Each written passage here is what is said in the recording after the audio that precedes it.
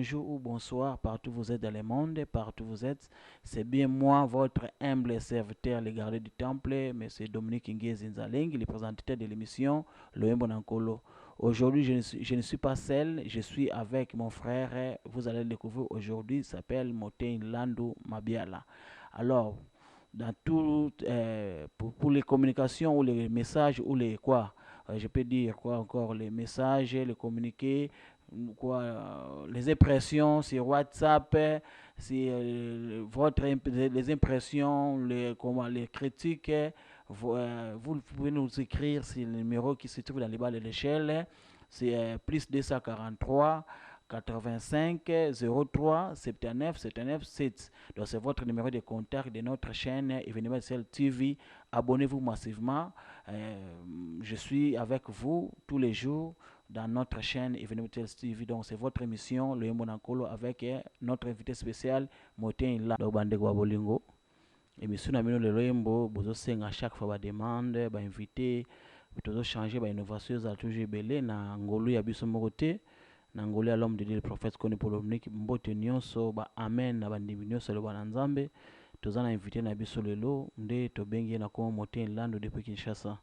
Yango na toyambi na plateau na biso to solola na tina etali Loyembo na nkolo na tina etali l'homme de Dieu le prophète kone polomnik savoir oya yebi alaxa pe biso pe na mission oyo lelo po te kimi ezala mokili mba partout bozali bosala découverte ya makambo peut-être boyebi des fois peut toyebi te des fois peut tosala ba révision ya matière yango na mission na bino eza lelo na invité na biso spécial Motin Lando. Amen.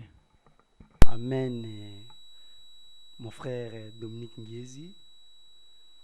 Donc, ngai kombo Motin Lando Mabiala, na uti na capitale to na ville Kinshasa, na yemena na ville Boma, précisément pour na pesa message oza tant que serviteur de Dieu de la part des prophètes Konde Polo Dominique.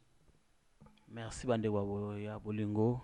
Tolandi ndeko ndenga se présenter Motin Lando Mabiala totone na esengo mpona koyambe na plateau na biso na mokolo na lelo na Événementiel TV. Bos abonner notre numéro est en bas de l'échelle, bas de l'écran, est à plus 243 03 79 79 7. Botina ba message sur WhatsApp, sur SMS, tous en évidence tout. Alors Motin Land tous autres est-ce que qui est prophète qu'on est Paul Dominique peut-être ba kufungula moi synthèse parce que nyonso autres ça le baloyembo kwei ba liturgie ba doctrine c'est lui l'homme de Dieu le prophète qui est prophète qu'on est Paul Dominique na ndenge yo za enseignant ou enseignant car la parole de Dieu prophète qu'on est Paul Dominique azali nani pona yo. Prophète Konde Polo Dominique azali envoyé de Dieu, envoyé spécial de Dieu. Pour te dire terre à terre, pour que nos moutons soient comprendre très bien. Prophète Konde azali envoyé spécial de Dieu. Parce que au moment que non, même Jean, Atali Saïbiso dans Jean chapitre 4, verset 9, disons, pendant que je suis dans le monde, je suis la lumière du monde. Alors, pendant un moment où il y a un moment, il y a Bartimée, au Bartimée, en deux mois, on a sous-souté. Mais prophète Konde Polo Dominique Azali a envoyé spécial de Dieu au moment que non, na se ya mokili oyo, to na se ya moi oyo. Envoyé spécial en Zamba Zalaki li susu te. Nde prophète Konde Nzamba yako tala envoyé ni na ko tinda oyo akoya na mokili. O bat ba ko yokela ye. To balanda pe message oya ye nango. C'est pour cela que non aki ko pona moto. Alingaki afongola mapata te fonga moto akitana se non. Aye ko pona moto. Moto ya pona ki wana alongoli na mboka ya mosika. Oyo bato bakane ko ndima kutu te. Oyo peut-être lelo soki biso memba oyo tokoye ko loba te ke non ba pona l'homme de Dieu prophète Konde Polo Dominique. Mais grâce à Nzambe nde sali ke non ba pona ye Nzamba tali oyo ye a choisir a poni nde ye. Donc envoyé ya Nzambe zali prophète Konde Polo Dominique. Aye ko lakisa biso mabombami oyo biso toyebaki te. Mabombami oyo biso toyebaki te azana ba découverte oyo aye nango lelo oyo lelo tonto oyo yeba to comprendre à travers émission. Merci beaucoup prophète Konde Paul Dominique a envoyé de Dieu a uti musika na mbata lwangu ndenge tozo explication ba ndeko balandi nyonso ya événement de Cell TV. Alors l'homme de Dieu a envoyé de Dieu, le prophète Sikoni Paul Dominique. Maintenant naissance na ye ezalaki esika nini, mbotama na ye, kokola na ye ezalaki esika nini, na mwa synthèse moke oyo yebi. Naissance ya l'homme de Dieu prophète Sikoni Paul Dominique ezalaki na mboka ya Mbatalwangu to village Mbatalwangu. Village Mbatalwangu ezali précisément na district ya Bas-Fleuve. District ya Bas-Fleuve vers Mbatalwangu. Mbatalwangu ezali mboka oyo place moto na Nzamba botameli to l'homme de Dieu prophète Sikoni Paul Dominique botameli na Mbatalwangu. Kokola ya l'homme de Dieu prophète Sikoni Paul Dominique ezalaki na ba mysterie moko mingi. Ba action oyo ezalaki magnifique. Oyo ezalaki ba action moko eza plus élevée.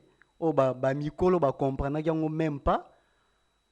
Parce que tant où il y a botami, il y a liboso, ko botama na ye. Jour l'homme de Dieu prophète Sikoni Paul Dominique botamaka. Arc-en-ciel et salama na sima ya ndako na bango. Parce que arc-en-ciel ming to ebi ebimaka na sima. Donc disons place ma ezali arc-en-ciel ebimaka wana. Mais oyo ayi arc-en-ciel ebimela na sima ya ndako.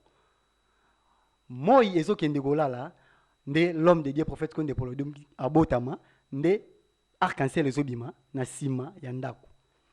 Maintenant na mbotama ya l'homme de Dieu prophète Sikoni Paul Dominique. Tango abotami kokola na ye après 5 ans azaki moto yo donc akokaki nanu kobimisa ba vérité oyo bande kobimisa te na sika oyo ye azalaki na ba parents na ye na ba maman donc na ba grand frère na ye mais ba biloko l'homme de Dieu bande kobimisa ezaki bande ko paté bango.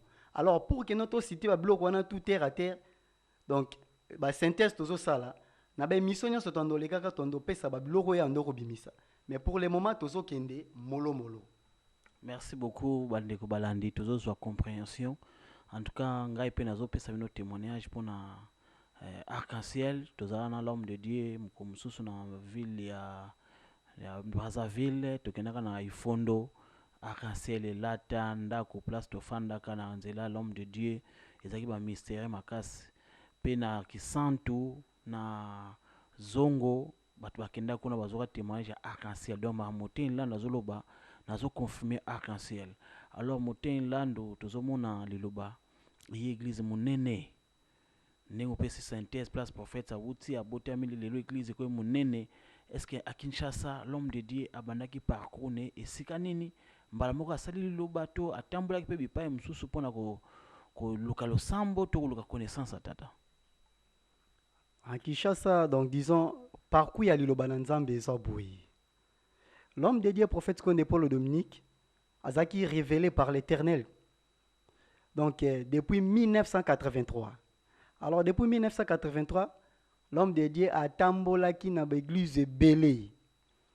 Je ne peux pas citer le nom de l'église parce que tout est bon à yangoti. Mais tambolaki na l'église Belé partout place ya bande kokota. Abande kotu na kaka Nzambe. Nzambe laki sanga place kombo na ezali to place vérité na yo ezali. Soka koti place wana soka zui éclaircissement te soka nango abande ko bima. Maintenant tant abande ko bima rêve to vision o Nzamba pesaki ye aye ko zongo na 1995. 1995 tozo kende donc disons toza bref jamais trop kende na ba détail tout parce que pour temps émission pour temps. Na 1995 aye ko za vision wana ya a fongola église liloba na Nzambe. Église wa Nzambe fongami na 1995. Moi na bosani date na bosani mais na 1995 efongami na bandale na ndako ya ser na biso moko boyi.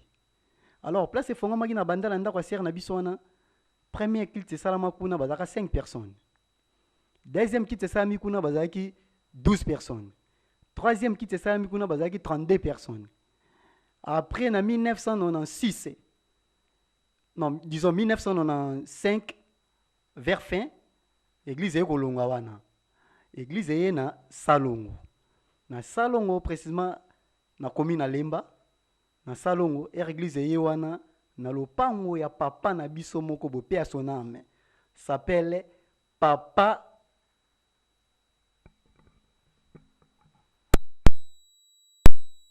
s'appelle Papa Kinikini. Alors, tant l'église avec le pan, il y a Papa Kinikini na Salongo. Premier culte, 32 personnes. Deuxième culte, 74 personnes. Troisième culte, 117 personnes. Alors, moment église a évolué, il y a des prophètes là-bas.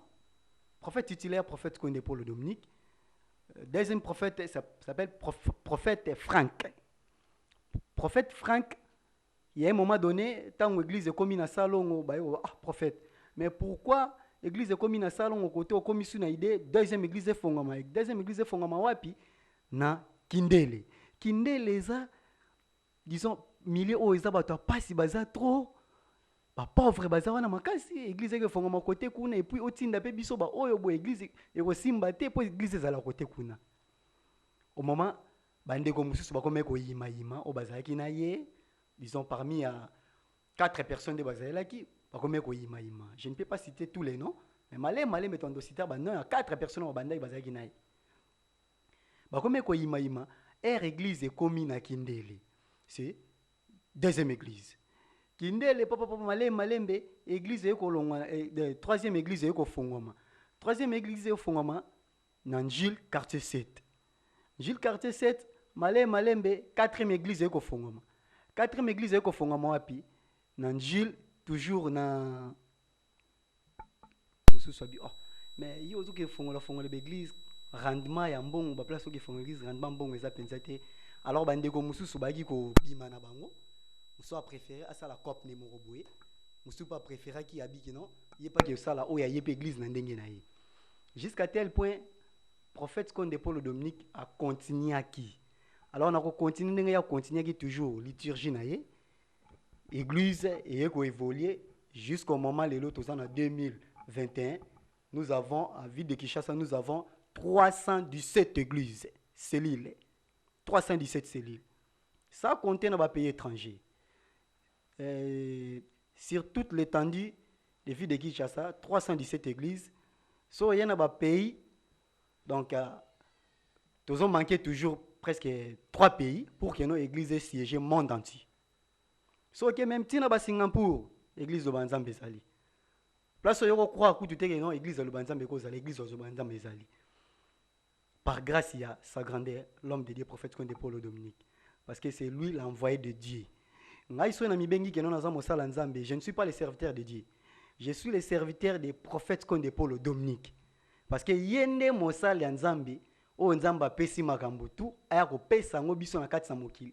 Biso to yepe to soutenir ye na œuvre o nzamba pesi ye biso pe to soutenir ye na œuvre wana.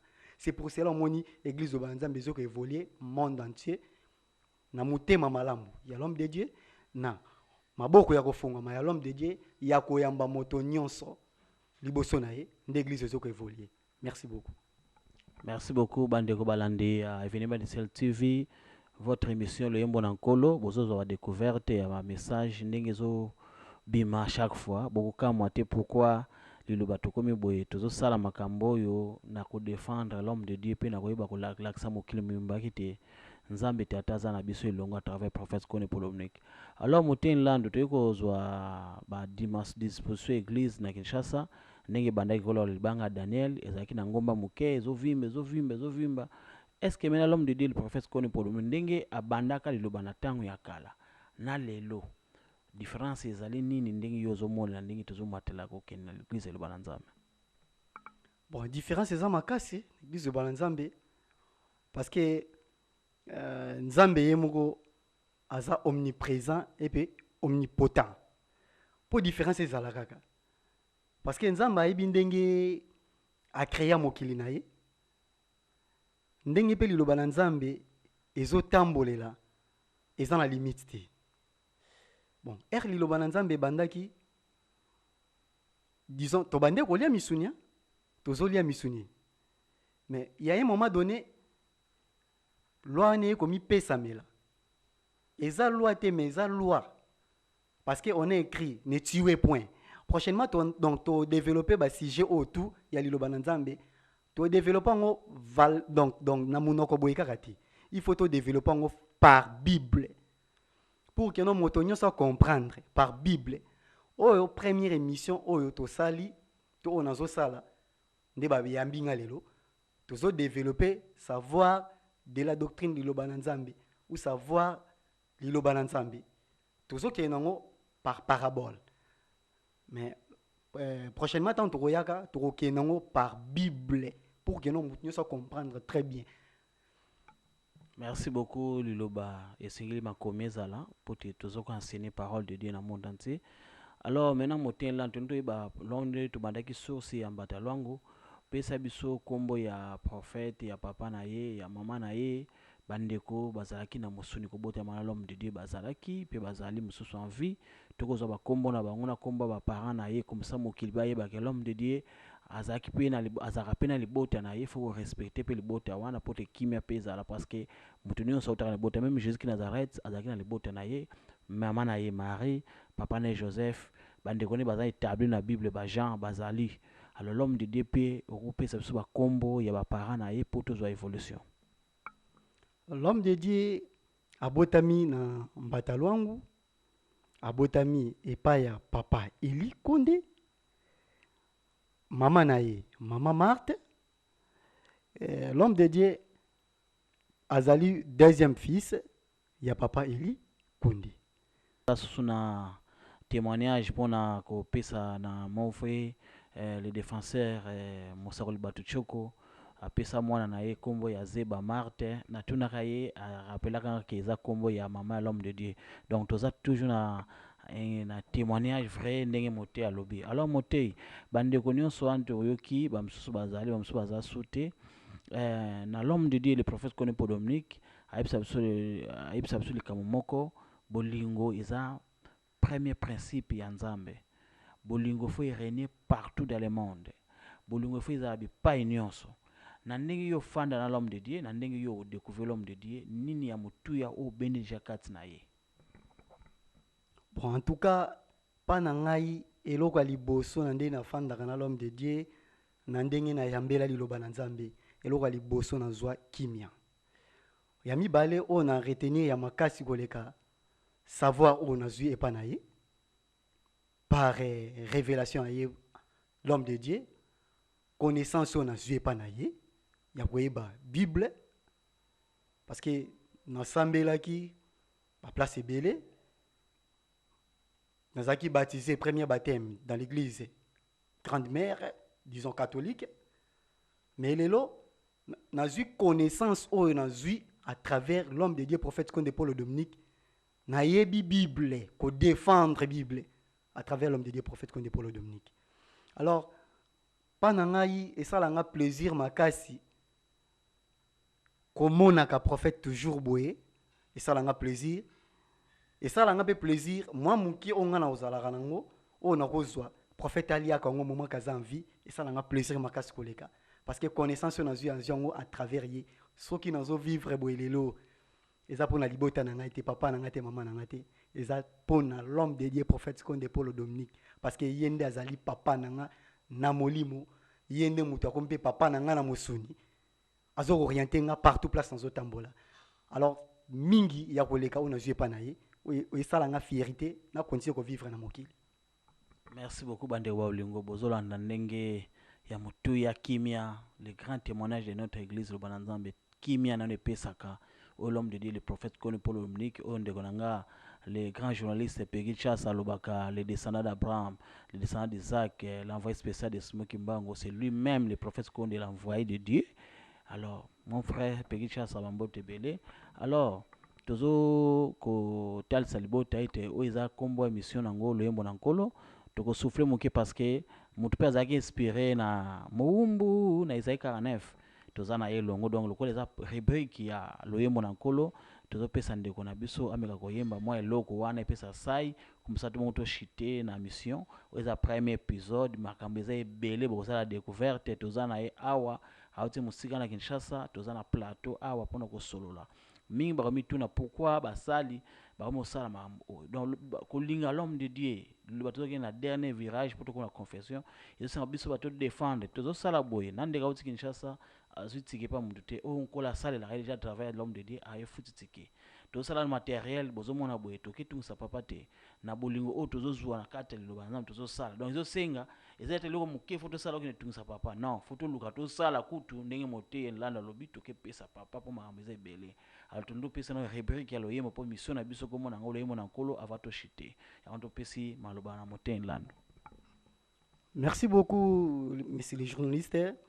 Donc, pour la rubrique à l'Oyembo, émission à l'Oyembo Nankolo, oui, c'est très bien, à l'Oyembo Nankolo, parce que Colonne m'a inspiré, l'homme de Dieu prophète de Paul Dominique, n'a pas cantique naïe, parce que les cantiques aux encadres de l'Ubananzambe, et les cantiques aux inspirés, que non, moto avandi abandi composé car non, ils ont la carte à Bible. Tout ça, ils ont la carte à Bible. Les fabrication, que non, to sangisi oh non.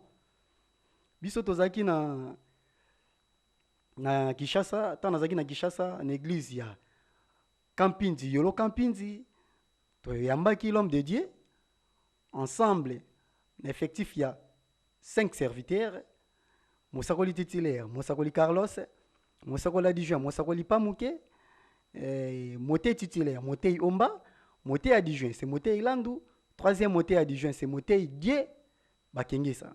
Donc, tozalaki na bango ensemble, toyambi prophète Konde Paul Dominique un dimanche. Toyambi na kati église comme tournant pastoral. Aye, na kati église toyambi. Maintenant, na koyamba toyamba ki l'homme de Dieu. Il y a inspiration o ezali, o kolo apesaka. Kati na basali na ye. Do lenge moko pe biso to diembela ki na inspiration à l'homme de Dieu prophète Konde Paul Dominique. Il y a loyembo Esaïe 49. Loyembo Esaïe 49 et betamaki, mais c'est l'inspiration oh nzamba inspiraki ngai ndeko na bino mote elandu na mosakola dijwa mosakoli pamuke to bande koyemba moumbu na ngai wana na Esaïe 49 to bakisa parti wana to yemba moumbu na ngai yo moumbu na ngai isayele oh ya pamba Après tout, deuxième partie, nous avons Moumbu. Moumbu, Moumbu, Moumbu. Atinga, katina libenga na ye.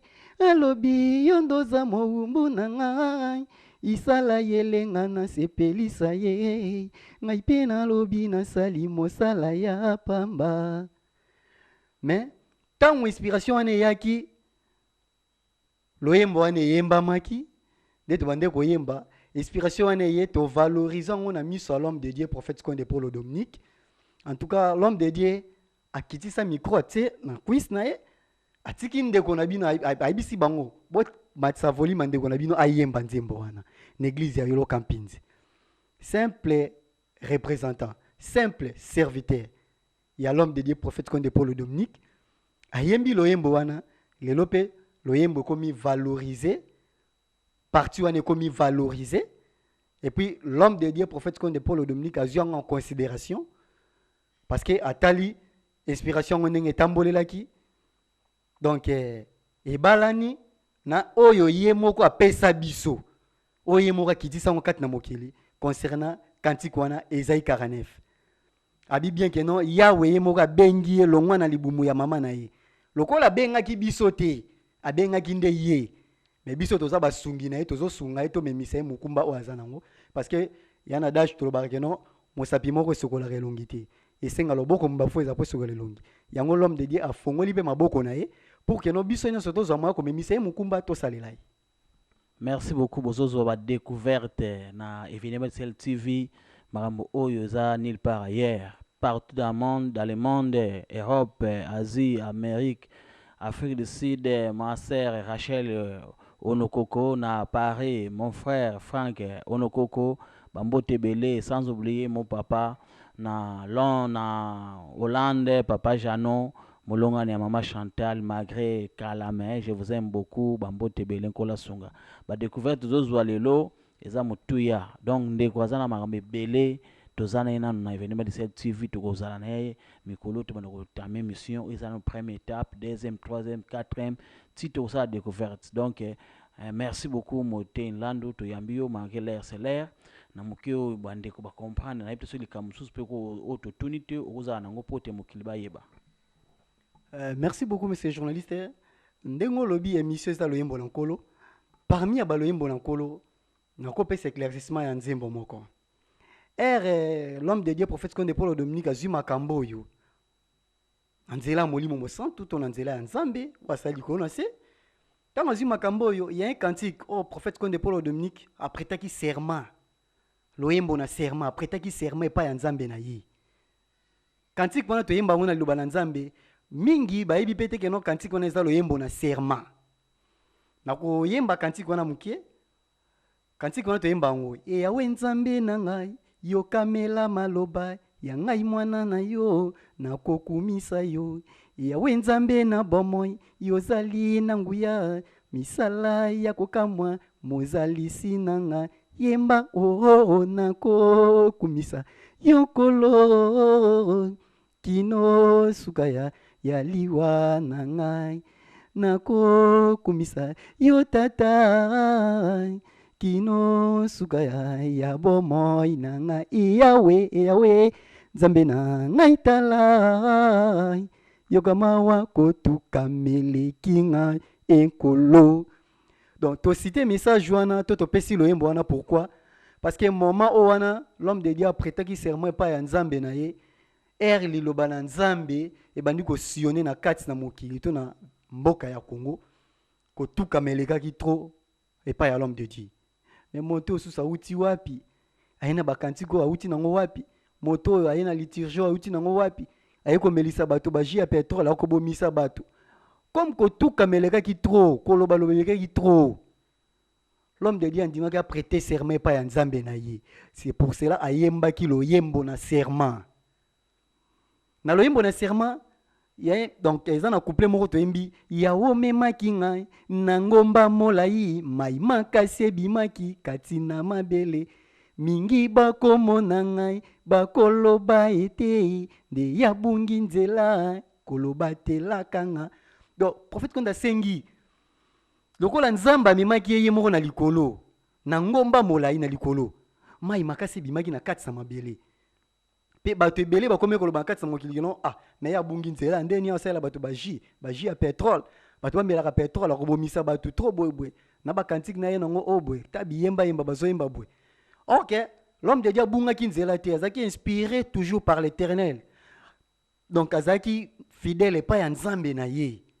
Lokola azaki fidèle epai ya nzambe na ye malgré tout baproblème elekaki trop epai ya biso bato ya mokili.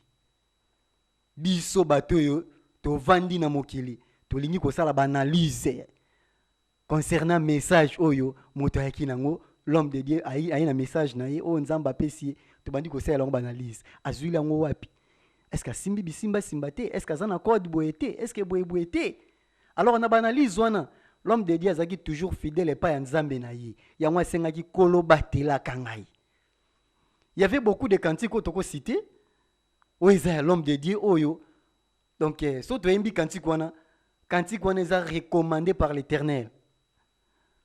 Cantique nouveau eza recommandé par l'Éternel. Psaume 96 on appelle ça cantique nouveau recommandé par l'Éternel.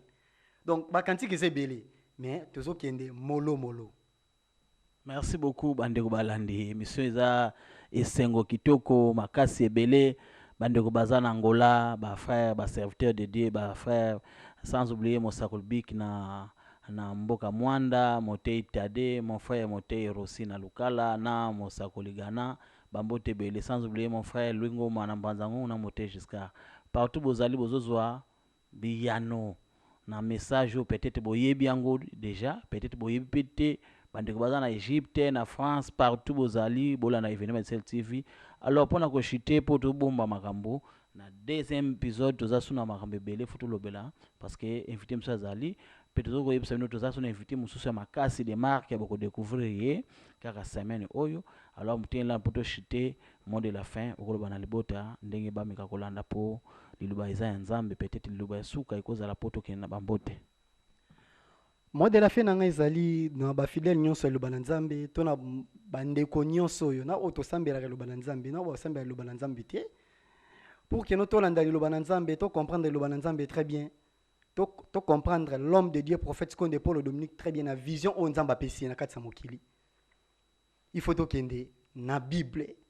Alors to ke na Bible pour moto nyonso comprendre kombo ya Nzambe o to bengi église de bana Nzambe. Premier verset biblique qu'on a pesi pour na monde de la fin. Premier verset biblique c'est Apocalypse 19 verset 11 jusqu'à 13. Deuxième na repesa na Jean 1er chapitre 1er jusqu'à 3.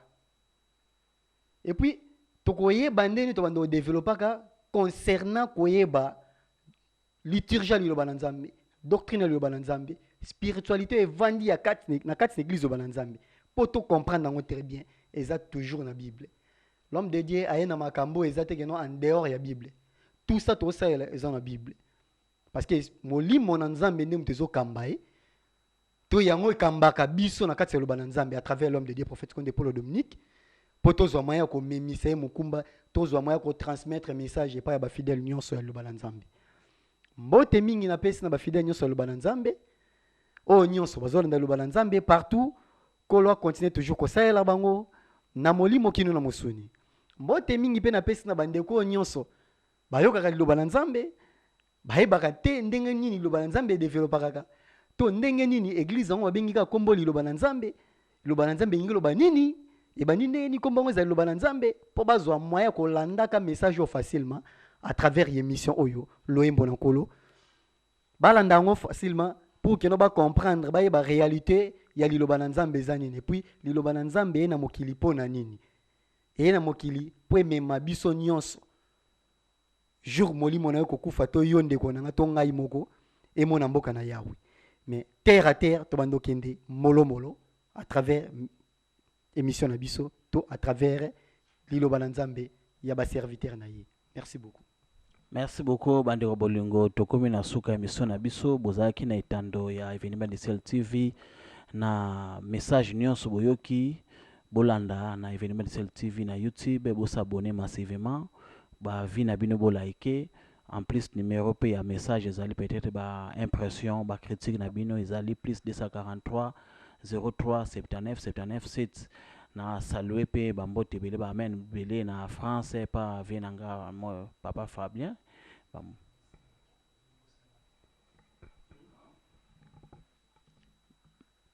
merci na balani nyonso ya Evenement TV chaîne na bino ezopesa bino makambo ebele bozwa biso na numéro oyo koki mpona ba impression ba message ya WhatsApp ba message écrit toza na plus 243 85 03 79 79 7. Donc bozwa numéro à contact partout bozali na pesi mbote pa ya papa na ngai mon vieux le frère na biso ya église papa Fabien na France partout bozali ata bozimbote te boya mango to bosana te l'homme de Dieu le prophète Konde Paul Dominique papa tozo senga sagesse à Salomon parce que makambo to bandango pamba te toza déjà formé pa na yo so toza formé pa na yo tozo déjà belé bat bakoyaka toujours tina iloba na Nzambe ya kokota biso tanki ba soldat no bazali faut défendre cause si tozomona bililingi oyo papa tozosala ngo mpona lokumu ya moto te mpona lokumu ya Yahweh à travers prophète Konde Paul Dominique. Donc partout bozali tozosenga ba soutien na bosani pété mon frère Mosakoli Job na Kinshasa tozozela toujours la charité malgré tozaki malade mais na bolongo na tata encore la batele biso alors bambote belé na bandimi nyonso ba Nzambe na balani nyonso ya Evenement de Ciel TV. Amen. Amen libota me bandeko na nkolo en tout cas pour s'abonner na chaîne na bino Evenement du Ciel TV non pour s'abonner massivement na chaîne na bino YouTube Evenement du Ciel TV to landara toujours émission na biso loyembo na nkolo to landara ngo toujours parce que yango ndezo pesa biso connaissance su koleka o to kana ko zo peut-être mingi te na bisiko to fandi ton église to zango susu mingi koleka na chaîne na biso YouTube bandeko bakane ko zango pété azamondi maloba na Nzambe te c'est facile bo s'abonner na nyonso na kopesa mbote na nga makasi koleka par sa grandeur l'homme de Dieu prophète Konde Paul Dominique descendant d'Abraham descendant d'Isaac yenda simbi nyonso ya bango na sia mokili oyo et puis na pesi mbote na nga sukoleka à son épouse maman Marceline Safala na pesi mbote na makasi mbote pe koleka na ba fidèle nyonso loba na Nzambe et puis na ba fidèle nyonso balandaka loba na Nzambe aza mondima loba na Nzambe te mazolanda yango. Merci beaucoup. Merci.